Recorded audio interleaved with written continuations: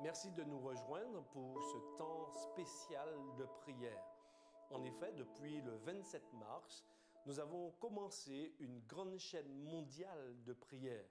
En effet, tous les adventistes du 7e jour sont appelés à prier.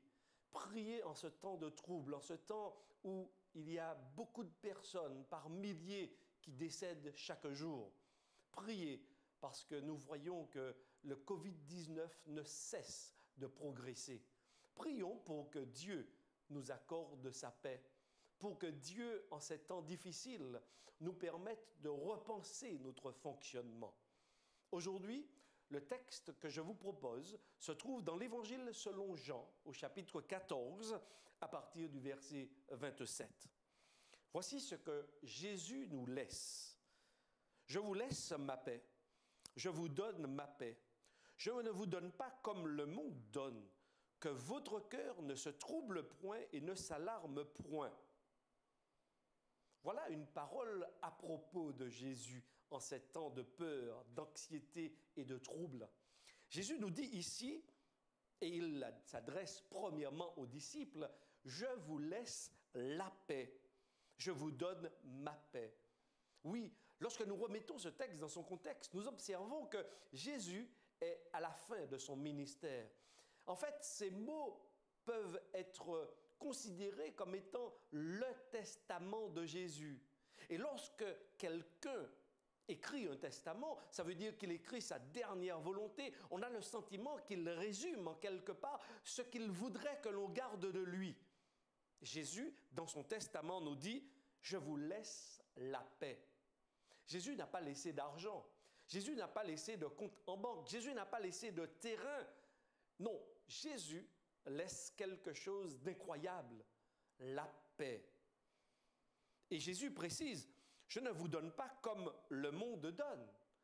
Effectivement, à l'époque de Jésus, c'était l'Empire romain qui régnait. Et l'Empire romain est bien connu pour la Pax Romana, c'est-à-dire la paix romaine. Et nous savons que les soldats romains faisaient peur. Partout là où ils passaient, régnait la terreur et ils instauraient la paix. La paix dont parle Jésus n'a rien à voir avec un pouvoir oppresseur. Au contraire, cette paix nous est donnée par Jésus. Et l'apôtre Paul avait parfaitement bien compris cette parole de Jésus. En effet, dans l'épître de Paul aux Romains, au chapitre 5 et le verset 1, voici ce que Paul dit. « Étant donc justifiés par la foi, nous avons la paix avec Dieu par notre Seigneur Jésus-Christ. » L'apôtre Paul nous dit ici que la paix dont Jésus parlait était liée à tout ce qu'il allait accomplir, tout ce qu'il était venu accomplir en s'incarnant et tout ce qu'il allait accomplir à la croix et au travers également de sa résurrection. Oui, la personne de Jésus est notre guide. La personne de Jésus est notre garant pour obtenir la paix véritable, la paix avec Dieu. Et là, c'est déjà quelque chose d'incroyable, obtenir la paix avec Dieu. Autrement dit, je ne suis plus condamné, mais je suis maintenant en paix avec Dieu. Deuxièmement, la paix avec moi-même. Oui, la paix avec moi, avec ma culpabilité, avec les remords. Oui, grâce à Jésus dans ma vie, je peux obtenir cette paix, cette sérénité, mais la paix aussi avec les autres. Parce que oui, je ne me regarde plus au travers des yeux des autres. Je ne regarde plus les autres au travers de mes yeux déformés, mais je regarde les autres au travers de la personne de Jésus, au travers du plan qu'il a mis en place pour les sauver. Oui, les autres ne me font plus peur. Oui, les autres peuvent être mes ennemis, mais je ne suis plus leur ennemi. Alors oui, je peux être en paix premièrement avec Dieu, être en paix avec moi-même et, comme le dirait si bien l'apôtre Paul, autant que cela dépende de vous, soyez en paix avec les autres. Autrement dit, je suis, oui, un artisan de paix. En ces temps de troubles, Jésus nous donne ce qu'il y a de meilleur. Jésus se donne et il se donne à chacun d'entre nous. Il se donne. Il nous donne le meilleur, c'est-à-dire lui-même. pour que nous puissions comprendre que nous sommes pleinement réconciliés avec lui.